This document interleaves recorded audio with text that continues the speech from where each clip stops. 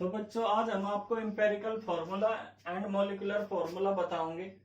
Empirical formula हम आपको बता दें कि कोई भी कंपाउंड है, फॉर एग्जांपल जैसे बेंजीन है, बेंजीन C6H6 होती है, तो इसमें जो कार्बन और हाइड्रोजन जिस रेशो में आपस में अटैच हैं तो उसे एक्सप्रेस करना या उसे रिप्रेजेंट करना एम्पेरिकल फॉर्मूला कहलावे।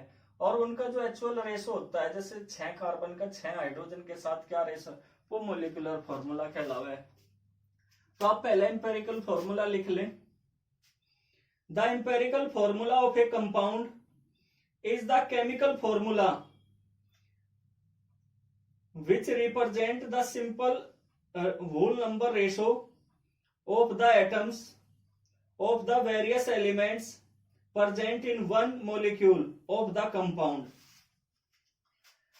तो जैसे हमने अभी अभी बताया, कार्बन और हाइड्रोजन के बीच, कार्बन और हाइड्रोजन के बीच आपस में क्या रेशो है, इस एटम का रेशो 1:1 होगा। ठीक है, इसी तरीके से C6H12O6, इसमें आप देखो इनका रेशो क्या है, 1:2:1 है। तो आपस में जो कंपाउंड में एलिमेंट या फिर एटम्स प्रेजेंट हैं, जो एटम्स हैं उनका रेशो क्या होता है, उसे एक्सप्रेस करना, उसे रिप्रेजेंट करना है, वो क्या कहलावे, एम्पेरिकल फॉर्मूला कहलावे। एक्चुअल रेशो नहीं पूछ रहा कि 6 कार्बन 12 हाइड्रोजन आपस में किस रेशो में ये कंबाइंड हो रही है, वो पूछ रहा। तो इसे क्या कहा जाएगा, इसे एम्पेरिकल फॉर्मूला कहा जा बच्चों। ठीक है, अब नेक्स्ट है मोलिकुलर फॉर्मूला।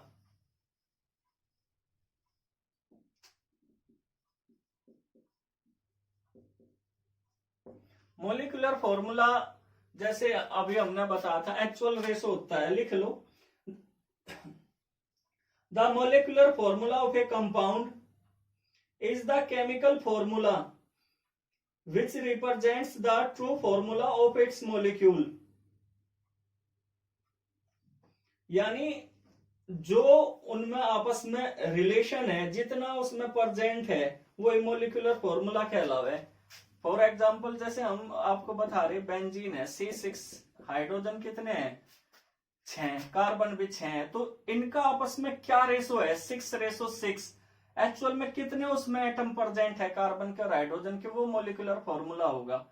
जैसे C6 अभी बताया था, H12O6। ठीक है, तो आप देखो इसमें 6 12 6 यानी 6:12:6। तो आपस में एटम्स का क्या रेशो प्रेजेंट होता है कंपाउंड के अंदर, वो मोलिकुलर फॉर्मूला कहलाओगा। ठीक है, अब है relation. Relation between empirical formula and molecular formula. तो क्या रिलेशन होता है वो देख लो। Molecular formula is equal to होता है N इंटू एम्पेरिकल फॉर्मूला।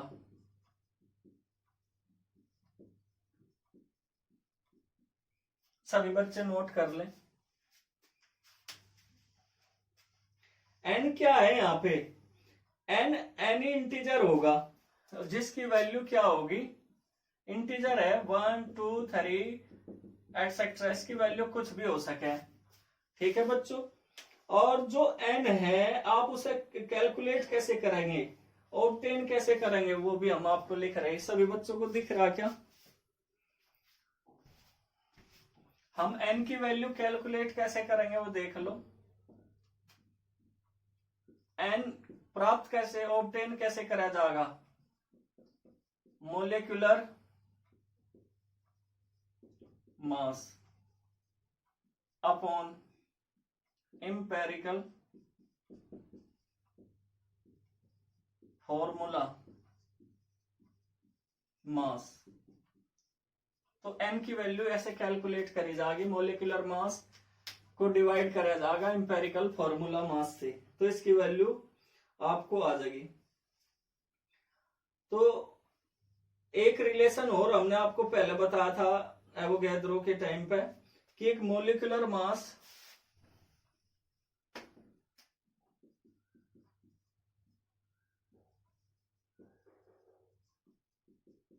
अगर ना दिया हो और वेपर डेंसिटी दे रखी हो आपको, तो आपको ये यूज करना फॉर्मूला।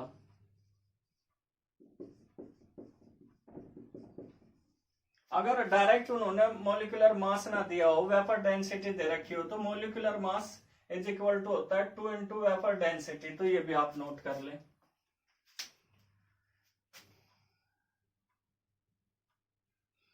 अब नेक्स्ट है calculation of the empirical formula, या उसकी हेल्प से आप जो प्रॉब्लम्स हैं वो कैसे सोल्व करोगे, उसका मैं आपको मेथड बता रहा।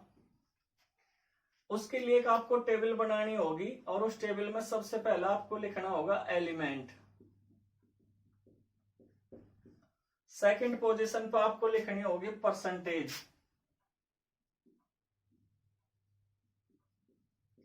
Percentage of the element.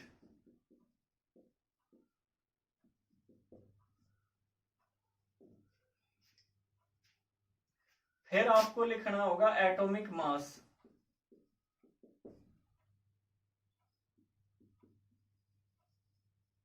Of the element. जो भी एलिमेंट दिए होंगे उनका आपको एटॉमिक मास, इससे इंपेरिकल फॉर्मूला कैलकुलेट होगा। ठीक है, ये आपको सभी को देखना ध्यान से। अब जो नेक्स्ट है बच्चों, वो रिलेटिव नंबर ऑफ मोल्स हैं।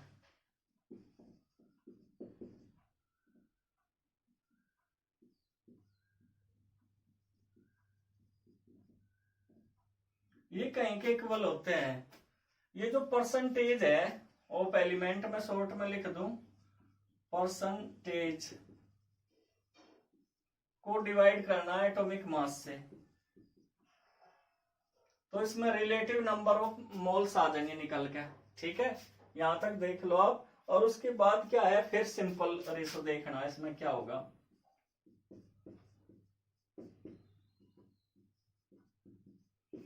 ठीक है, ये बहुत बार ऐसा होगा कि सिंपल रेशो आपको लिखना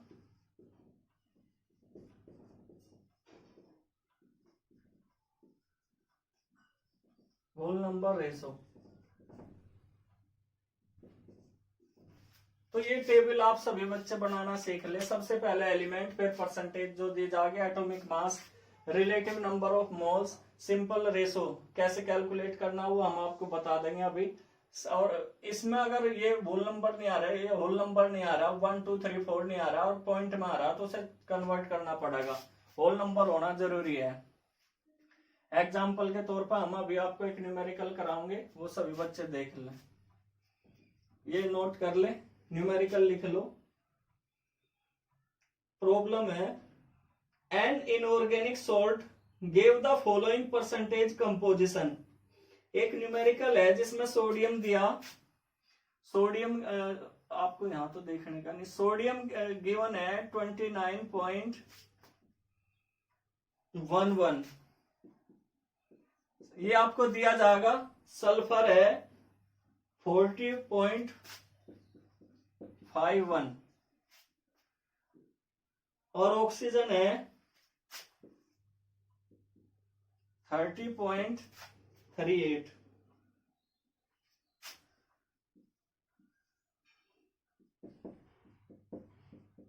ये इस तरीके से आपको परसेंटेज गिवन होगी। ठीक है, सभी बच्चे ने नोट कर ली होगी। तो ये परसेंटेज गिवन होगी, तो ये आप कहां लिखेंगे, पहले तो आप एलिमेंट में क्या लिखोगे, सोडियम। सोडियम सोडियम की जो परसेंटेज गिवन है वो कितनी है, 29.11। इंपेरिकल फॉर्मूला कैलकुलेट करना हमें इनकी हेल्प से। एटॉमिक मास कितना होता है इसका, 23, आपको पता ही है। अब क्या करेंगे हमने लिखा कि हम रिलेटिव नंबर ऑफ मोल्स कैसे कैलकुलेट करें, परसेंटेज को डिवाइड कर दें एटॉमिक मास से। तो परसेंटेज है 29.11 अपॉन 23। ठीक है, इस तरीके से। अब जो सिंपलेस्ट रेशो होगा या सिंपल रेशो होगा वो कैसे निकल लिया जाएगा, उसके बारे में हम अभी जब सारे निकल जाएंगे तब पता चलेगा आपको। सल्फर की जो वैल्यू दी गई वो दी गई 40.51। और इसका कितना होता है 32 एटॉमिक मास। तो इसे भी हम कैसे लिखेंगे 40.51 अपॉन 32। अब ऑक्सीजन है 30.38%, ये 16 होता है एटॉमिक मास इसका। इसे भी डिवाइड कर देंगे 30.38 अपॉन 16। तो अब हम इन्हें क्या करेंगे डिवाइड कर लेंगे। आप कैलकुलेशन करो और कैलकुलेट करके आपको देखना क्या होगा। तो कैलकुलेशन के बाद में आपको लिख रहा हूं 1266 इन्हें जब आप हल करोगे सोल्व करोगे तो ये आओगी वैल्यू 30.38 1.897। तो आपको फिर क्या देखना है इसमें, आपको ये देखना कि इसमें सबसे छोटी वैल्यू कौन सी है। सबसे छोटी वैल्यू जो होगी उससे सब है डिवाइड कर देना जितनी भी ये वैल्यू आई। तो ये 1.266 दो में कॉमन है और सबसे छोटी भी है। तो अब क्या करेंगे हम डिवाइड कर देंगे इसी से 1.266। ये सिंपल रेशो होगा बच्चों।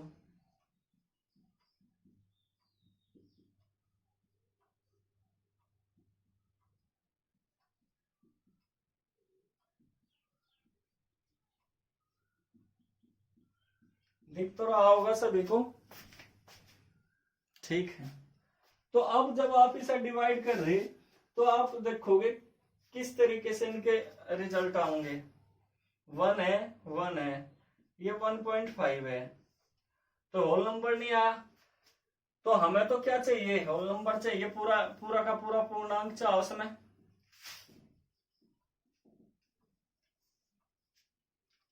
ये सभी बच्चे देख लें इस तरीके से करना।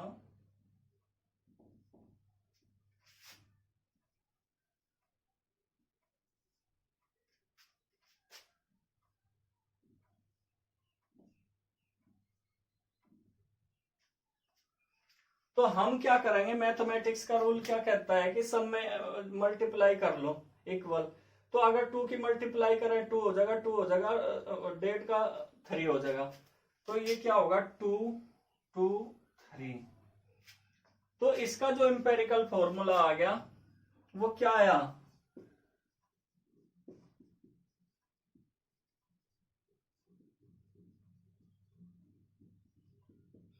सोडियम कितना आया 2 Na2, सल्फर कितना आया 2 H2, ऑक्सीजन कितना आया 3।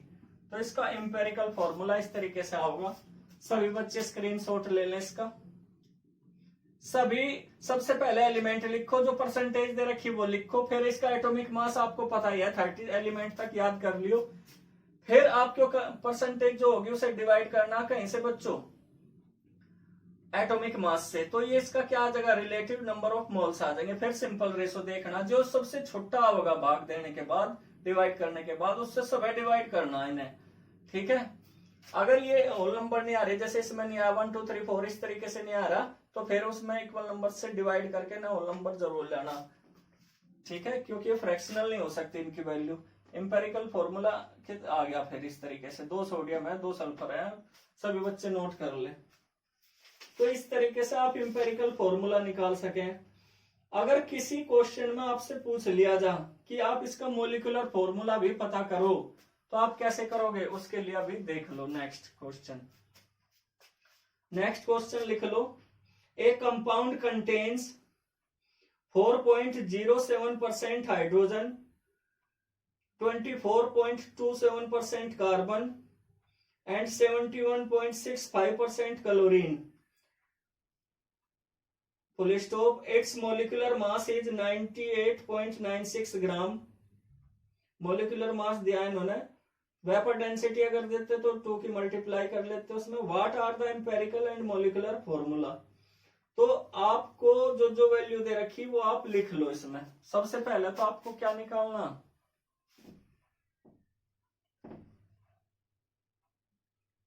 एम्पेरिकल फॉर्मूला, क्योंकि अगर आप एम्पेरिकल फॉर्मूला नहीं निकालोगे तो मोलिकुलर फॉर्मूला कैसे निकलेगा। इनमें आपस में रिलेशन है।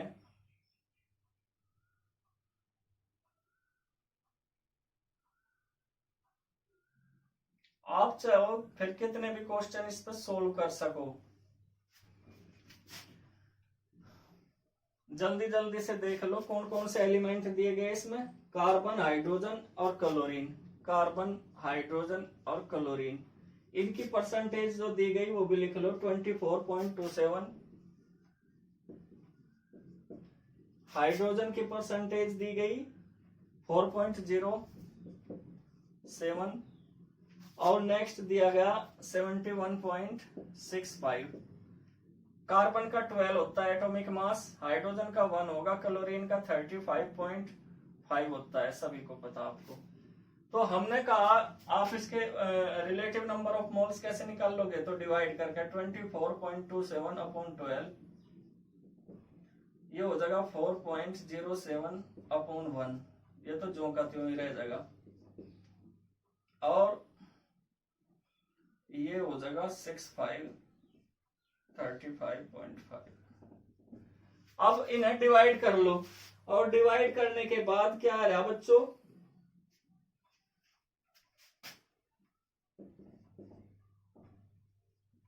आप कैलकुलेटर की हेल्प भी ले सको या वैसे भी डिवाइड कर सको। अब हमारे पास तो इतना टाइम नहीं है, वीडियो लंबी हो जाए तो आपको बता रही। 12 दूनी 24, ठीक है, तो इसका क्या जगह, इसका भी 35 दूनी 70। तो आप ये देखो इसमें सबसे छोटी वैल्यू 2.02 है, तो सिंपल रेशो हम इसी के हेल्प से निकाल लेंगे। ऐसा खुद से भी डिवाइड किया जाएगा, 1 आ गया, 4.02 2.02, सिंपल रेशो आ जाएगा 2 आ गई, ठीक है। 2.02 अपॉन 2.02 इज इक्वल टू 1 आ गया। तो इसका जो सिंपल रेशो आया 1:1 आया। तो इंपेरिकल फॉर्मूला क्या आ गया इसका, CH2Cl। CH2Cl इसका क्या आ गया बच्चों, बताओ इंपेरिकल फॉर्मूला। तो स्क्रीनशॉट ले लें सभी बच्चे। अब इंपेरिकल फॉर्मूला आ गया ये CH2Cl। अब हमें क्या चाहिए, इसका मॉलिक्यूलर फॉर्मूला। तो सबसे पहला हम क्या निकाल लेंगे, हमने आपको एक फॉर्मूला बताया था,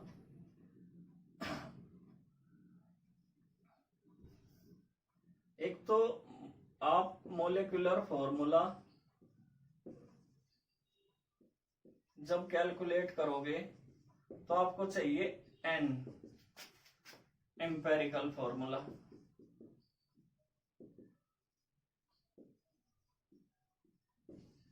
निकालने के लिए, और N इज इक्वल टू कैसे निकाल लोगे, उसके लिए हमने कहा था molecular mass, molecular mass upon empirical, मैं शॉर्ट में लिख रहा फॉर्मूला मास। तो आपको एम्पेरिकल फॉर्मूला मास की जरूरत है यहाँ। तो सबसे पहला आप एम्पेरिकल फॉर्मूला मास कैलकुलेट करोगे, जो भी आपका एम्पेरिकल फॉर्मूला आया CH2Cl। तो इसमें वैल्यू रख दो, कार्बन का 12 होता है, हाइड्रोजन का 2 हो जाएगा, 35.5 हो जाएगा। तो इसे आप जोड़ लो, कितना हो जाएगा, 5 और 4 9, ठीक है, और 3 और 1 4.5। तो 49.5 एम्पेरिकल फॉर्मूला मास आ गया। अब मॉलिक्यूलर मास गिवन है, कितना है 98.96। तो 98.96 आपको दिया गया, ये इतना आ गया, ये इतना ग्राम दे रखा था, तो हम इसे डिवाइड कर देंगे। तो क्या आ गया, कट के 2 आ गया। तो यहाँ पे n की वैल्यू कितनी आ गई बच्चों, 2 आ गई। स्क्रीनशॉट ले ले सभी, ले लिया सभी ने। तो n की वैल्यू आपने यहां से कितनी निकाल ली, 2। अब आपका मोलिकुलर फॉर्मूला आ जाएगा, n की वैल्यू 2 है, और एम्पेरिकल फॉर्मूला क्या था, CH2Cl। तो 2 की इसमें मल्टीप्लाई हो जाएगी C2H4Cl2। तो इस तरीके से मोलिकुलर फॉर्मूला आ गया इसका, सभी बच्चे नोट कर लें। इसी तरीके से आपको सारे न्यूमेरिकल करने हैं इसके, ठीक है बच्चों।